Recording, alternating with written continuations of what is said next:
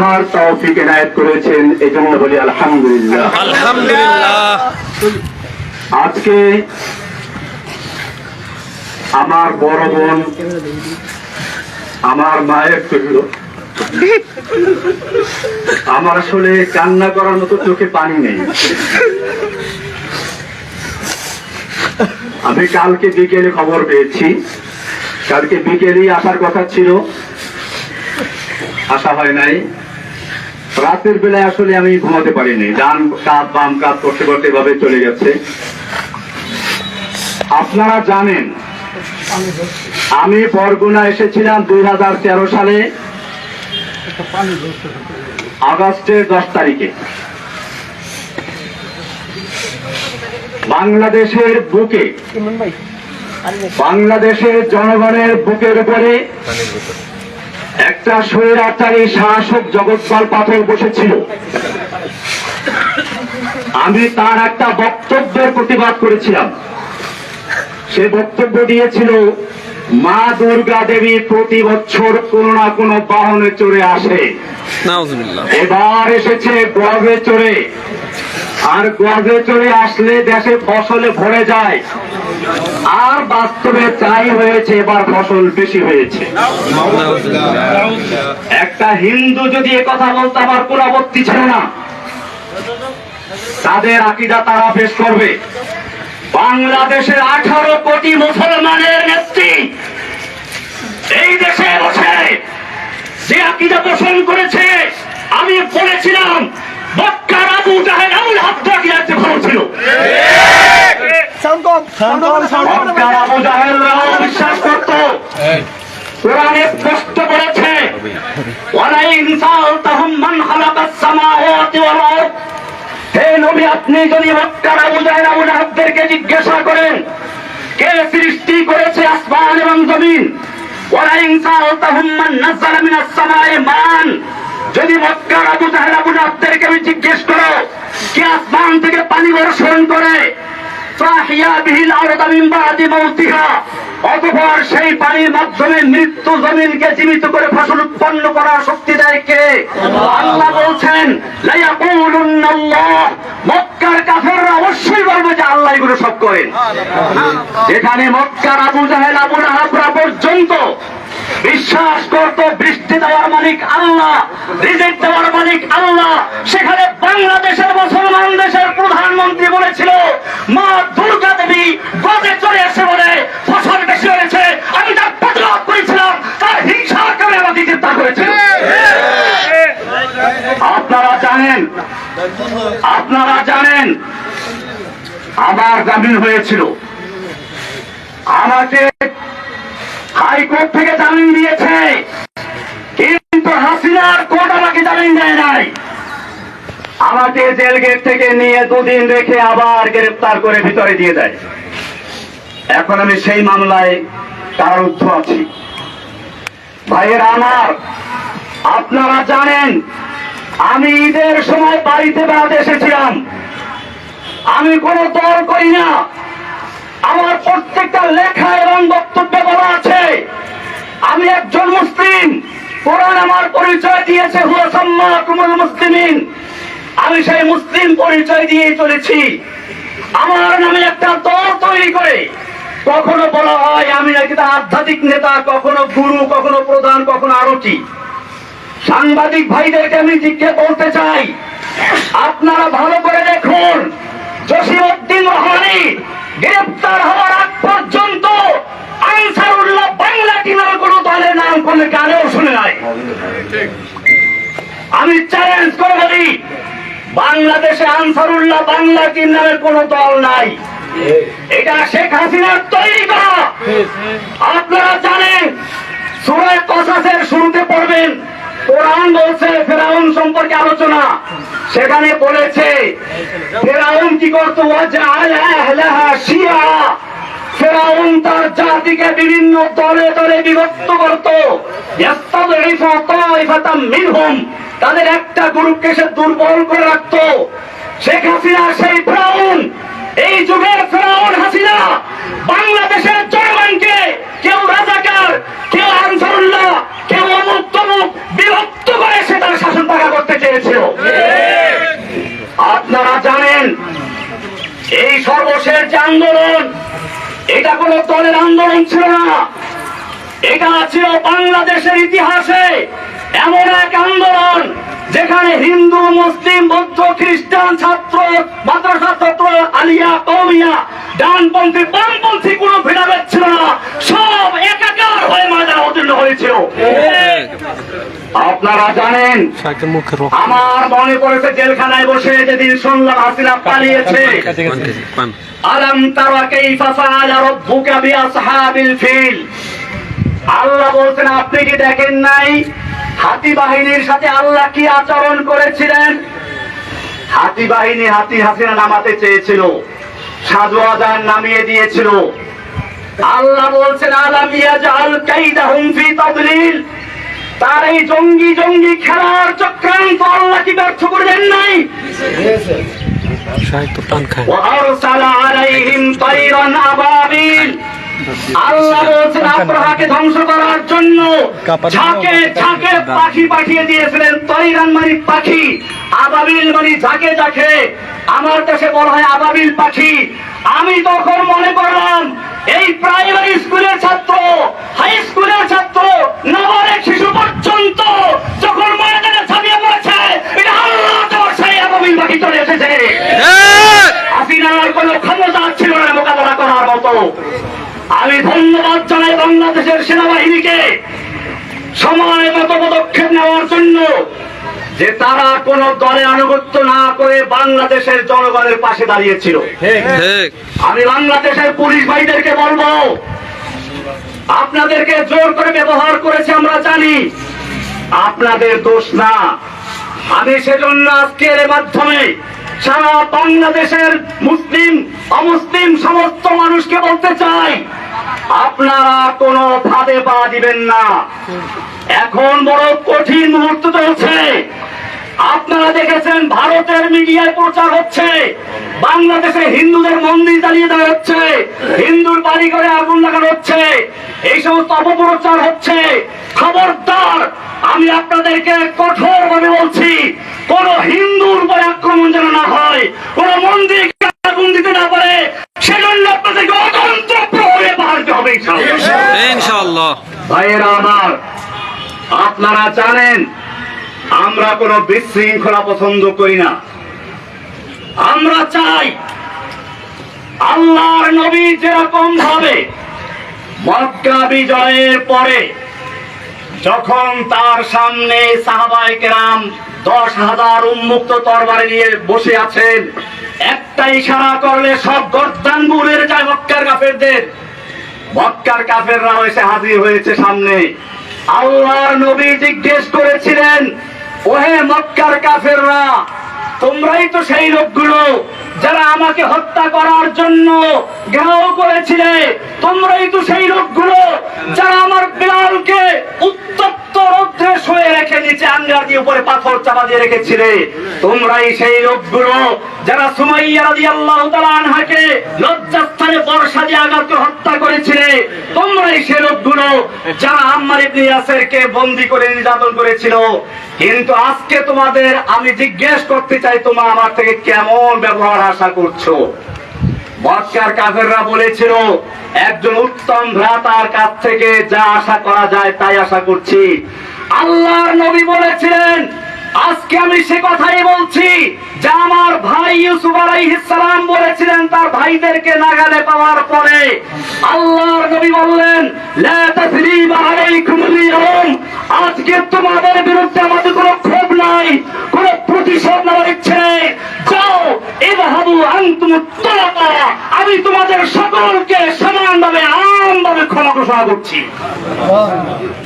বাংলাদেশে আন্দোলনরত ছাত্র জনতা, মাদ্রাসার ছাত্র, স্কুল কলেজের ছাত্র, সাধারণ জনতা, আমি সকলের কাছে অনুরোধ করব, আল্লাহর নবীর এই মক্কা বিজয়ের ঘোষণাকে কেন্দ্র করে আমরা যেন এই বিগত দিনে যা হয়েছে সব ক্ষমা করে দিয়ে একসাথে একটা সুন্দর সমৃদ্ধ সাম্যের বাংলাদেশ গড়তে পারি ইনশাআল্লাহ। আমি একটা কথা না বললেই নয়, আপনারা অনেকে মনে করেন প্রচার হচ্ছে হিন্দুরা মুক্ত মুখ। আমার এই জেল জীবনের আমি সর্বশেষ ঘটনা বলছি। সর্বশেষ আমি যেদিন কোর্টে যাই, একজন কারা পুলিশ নাম হলো প্রবীর, দুইটা বলা কি এরা হিন্দু, দেখেন হিন্দু। দুপুরের সময় ডায়াবেটিস রোগী, মুখটা শুকিয়ে গেছে, বলেন হুজুর আপনার বোধহয় ক্ষুধা লেগেছে। আমি কিছু বললাম না, বলে টাকা থাকলে দেন আমি খাবার এনে দিই। আমি টাকা তো আনি নাই, কোর্টে বসে। উনি আরেকজনের কাছে টাকা চাইলেন, তাও নাই।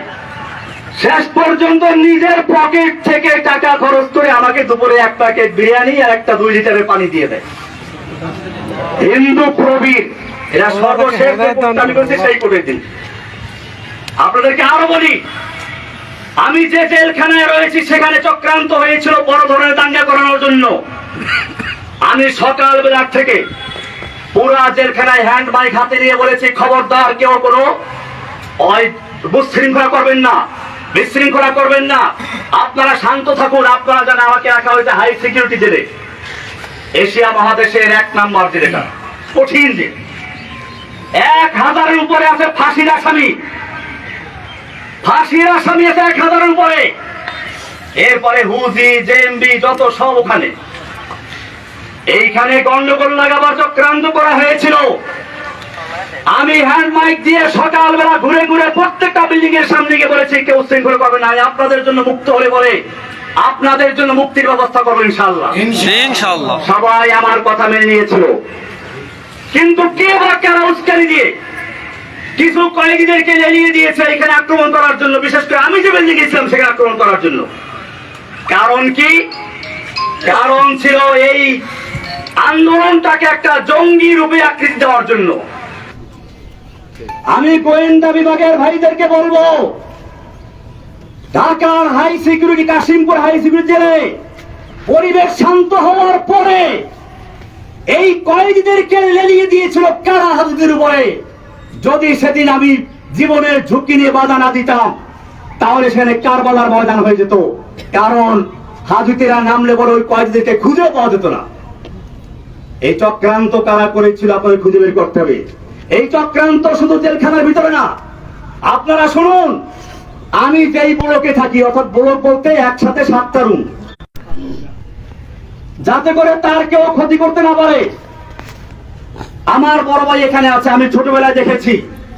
আমার বড় ভাই আছে এখানে, মাস্টার সাহেব দিকে আমি বলি বড় ভাই হিন্দুদের বরিষ্ঠ বন্ধু। আমি দেখেছি ছোটবেলাতে আমাদের পাশের গ্রাম হলো হিন্দু।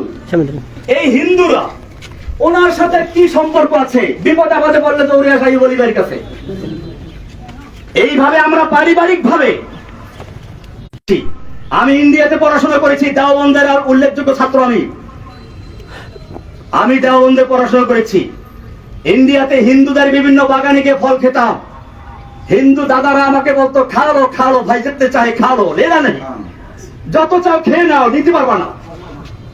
এরকম আমি সেই সংস্কৃতির শিক্ষাপ্রাপ্ত লোক।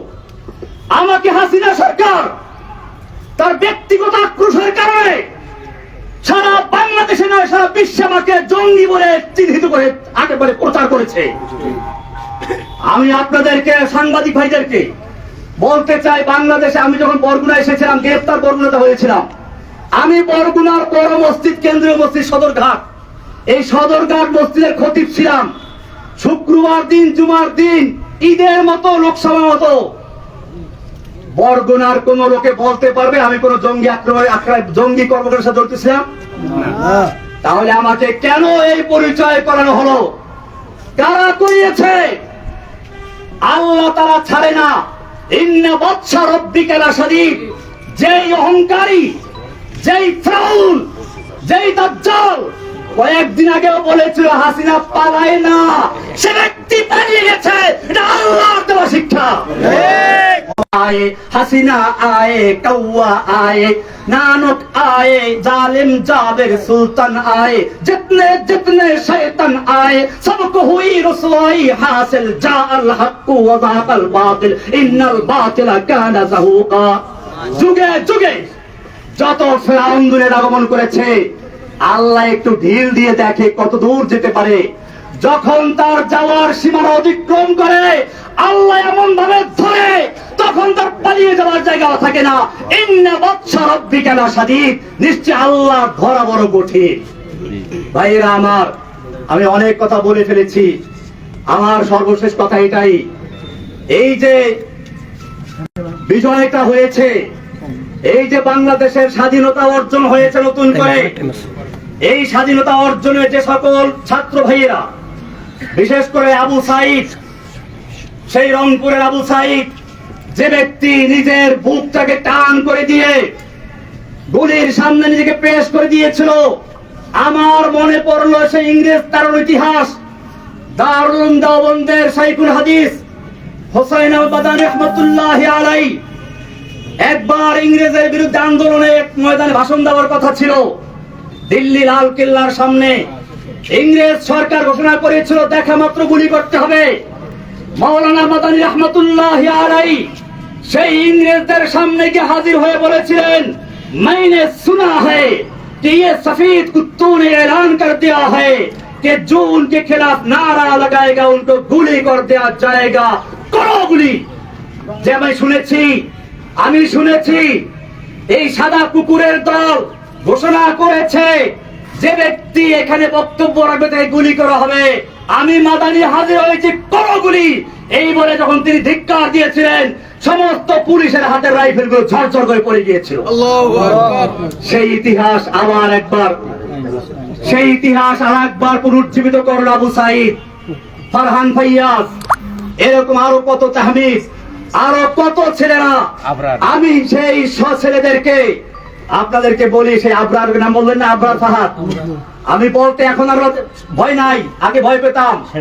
আবরার ফাহাদের হত্যাকারী যারা, ওরা আমার পাশে একবার ছিল, এখন তাদের 5টা ছেলে পুরো কোরআনে হাফেজ হয়েছে। আপনি দেখলে বুঝবেন না যে তারা বইটের ছাত্র, তারা এখন মাদ্রাসার ছাত্র। আমি নিজেই কয়েকদিন বাকি দেখছি একজনকে দেখা করতে আসছে। আমার ভাইয়েরা, এদেশের সন্তানদের দোষ না, পুলিশের দোষ না, আওয়ামী লীগ যুবলীগ ওই ছেলেদের দোষ না, দোষ হচ্ছে কিছু লিডারদের, কিছু নেতা নেত্রীর, যারা এদেশের যুবকদেরকে, এদেশের পুলিশদেরকে, এদেশের সৈন্যদেরকে নিজেদের স্বার্থে ব্যবহার করতে বাধ্য করে। আমি আমার বাংলাদেশের তরুণ ভাইদেরকে বলবো, তোমরা জীবন দিতে শিখেছো, ইনশাআল্লাহ যে জাতি জীবন দিতে শিখে সেই জাতিকে কেউ দাবিয়ে রাখতে পারে না।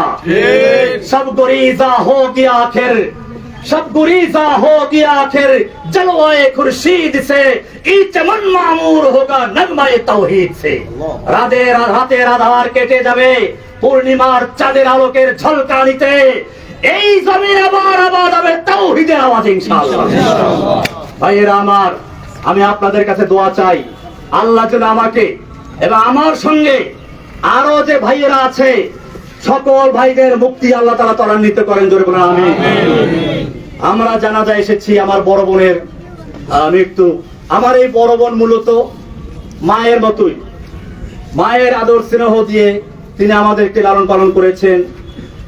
আমার এই বড় ভাইরা দুইজন আছেন, আপনারা জানেন এই দুই ভাই কৃষক, কিন্তু এই ভাই একজন আনন্দ কই ফজিল ভাই কই, আর ইনি হলেন Abdul Jalil master, BSc BEd MA pass. আমার ছোট ভাইটা ছিল আবুল বাশার, সেমে পাস করা ছিল, কলেজে প্রফেসর ছিল। আমাদের এই সব ভাইগুলোকে ঈদের সময় আমরা একত্রে ছিলাম, আমাদের ভাই বোন আমরা সবাই অত্যন্ত আপন। আমাদের মধ্যে কোন রকমের কোনো একটু মনোমালিন্য নাই। ঈদের সময় আমরা সবাই হাজির ছিলাম, আমাদের মেয়ে জামাইগুলো, আমাদের ভাইগুলো, ভাতিজাগুলো। আজকে কয়েকটা ভাতিজা এখন চিনতেও পারি না আমি, কারণ ওরা ছোট ছোট অবস্থা জেলে ঢুকেছিল। এই লোকগুলোকে জঙ্গি বানিয়ে দিল। এরপরে শুনলাম আরো কি হয়েছে, ওই যে পুলিশ বাবুল আক্তার, সে তার বউকে নিজে খুন করলো। সে বললো কি যে আমি জঙ্গি আঙ্গি করতাম, সেজন্য আমার উপরে জঙ্গি আক্রমণ করছে। এরপরে সারা বাংলাদেশে গ্রেফতার করলো। আবার সেই সময় আমার এই কৃষক দুই ভাইকে ক্ষেতের থেকে ধরে গ্রেফতার করলো। আমার এই ভাই জলিল মাস্টার বরগুনার একজন নাম করা হেডমাস্টার, আজকে কত 11 বছর পর্যন্ত মামলার কোন বিচার নাই। মামলার বিচার করবে কি? এই মামলা তো হাসিনার নির্দেশে হয়েছে, এই মামলার কোনো এভিডেন্স নাই, সেজন্য মামলা জায়গায় রয়ে গেছে, আজ পর্যন্ত বিচার শুরুই হয় নাই। আমি আপনাদেরকে কথা বলে এই জন্য বললাম, আপনারা বরগুনার মানুষ, হয়তো আপনারাও মিডিয়ার কারণে, অপপ্রচারের কারণে বিশ্বাস করতে পারেন, মনে করতে পারেন কিনা দিন আছে। আসলে আমার এই ভাইগুলোকে আপনারা চিনেন।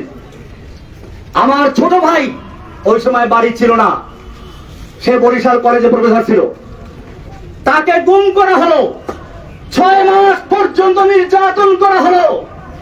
বলা হলো তুই খালি একটা কথা বল, জসিমউদ্দিন রহমানী আনসারুল্লাহ বাংলা টিমের প্রধান, তাহলে তোকে ছেড়ে দিব। আমার ছোট ভাই চরম নির্যাতনের শিকার হয়েছে। আমি যখন তাকে জেলে দিল, দেখলাম যে হাঁটতে পারে না একটা যুবক, তকবাগে যুবক, কি হাস্যোজ্জ্বল হাসি খুশি একটা ছেলে, কিন্তু সে হাঁটতে পারছে না। এবং কিছুদিন পরে সে আল্লাহর রাস্তায় মারা গেল, শহীদ হয়ে গেছে। ভাইরা আমার, কি অপরাধ ছিল সে আবুল বাশারের, কি অপরাধ ছিল জলিল মাস্টারের, কি অপরাধ ছিল কি শাহ আইয়ুব খলিলের, কি অপরাধ ছিল সেই ছোট ছোট বাচ্চা, তো ওই যে ছেলেগুলো সব জেলে ছিল। এখন আমার সামনে সব বড়গুলো বড় হয়ে গেছে, হাতি যারা আমি চিনিও না লেখে, এই যে এটা জেলে ছিল, এ সিএনবি মসজিদের ইমাম, এ একটা জেলে ছিল। এরকম মানে এখন বড় হয়ে গেছে, আপনি দেখছেন, তখন আরো ছোট ছোট বাচ্চা ছিল, এই বাচ্চাগুলোকে ধরে জেলে ঢুকিয়েছে। বিচার কি হবে না? হবে। আল্লাহর কি আদালত নাই? আল্লাহ তাআলা সব দেখেন, সব শুনেন।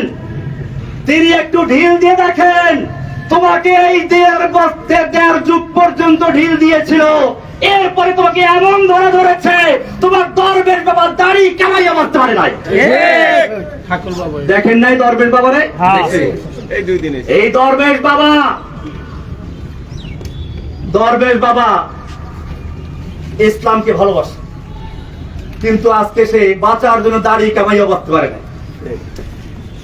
আমি বলতে চাই, এখন থেকে সামনের দিকে আমরা যেন ঐক্যবদ্ধ ভাবে একটা সমৃদ্ধশালী, সাম্য, ভ্রাতৃত্বপূর্ণ একটি বাংলাদেশ গড়তে পারি, সেজন্য আমরা একতাবদ্ধ হয়ে চলবো ইনশাআল্লাহ। কোন রকম বিশৃঙ্খলা আমরা করব না। কোন হিন্দুদের মন্দিরে অথবা বাসাবাড়িকে আক্রমণ করতে না পারে সেদিকে আমরা খেয়াল রাখবো।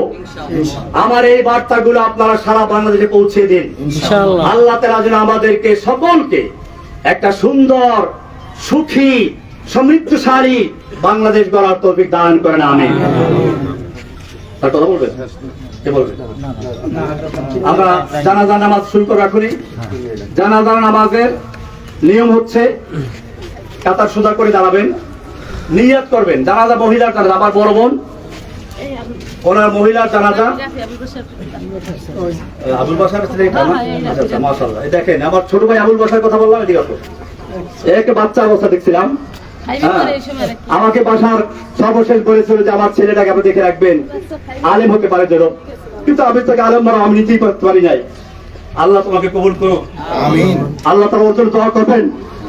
আমার ছোট ভাই আবুল বাশার রহমাতুল্লাহি আলাইহি, তার অত্যন্ত আদরের সন্তান, সে আল্লাহর রাস্তায় জীবন দিয়েছে, সত্যের বদল থেকে যে তবু বাতিলের সামনে মাথা নত করে নাই। সে প্রমাণ করেছে সালাতের ইতিহাস, বাতিল সে দবনে ওয়ালে नहीं है आसमां हम 100 बार कर चुका है तो इम्तिहान हमारा। বাতিলের সামনে মাথা নত করতে পারি না।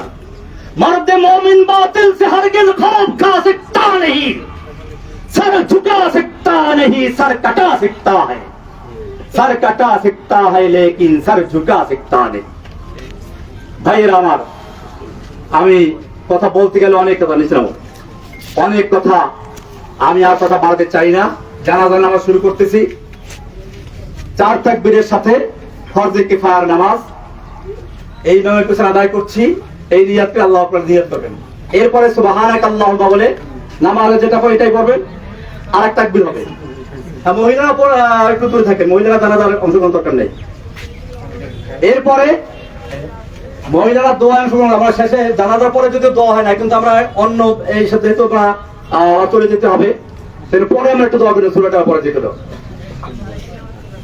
আর এরপরে দ্বিতীয় তাকবীরের পরে যারা জানাজার দোয়া আছে দোয়া পড়তে পারেন পড়বেন, না পড়তে পারলে আপনার সূরা ফাতিহা পড়বেন। সূরা ফাতিহা পড়ার কথা বেশি আছে, বুখারী হাদিসে বলা আছে আল্লাহ রাসূল সূরা ফাতিহা পড়তেন। কাজী সানা পড়ার পরে সূরা ফাতিহা পড়বেন। এরপরে দুরূদ শরীফ পড়ে চতুর্থ তাকবীর হবে। জানাজার পরে আর কোনো মোনাজাত হয় না। তো আমরা এখনই জানাজা শুরু করব, সবাই কাতার সোজা করে নিন।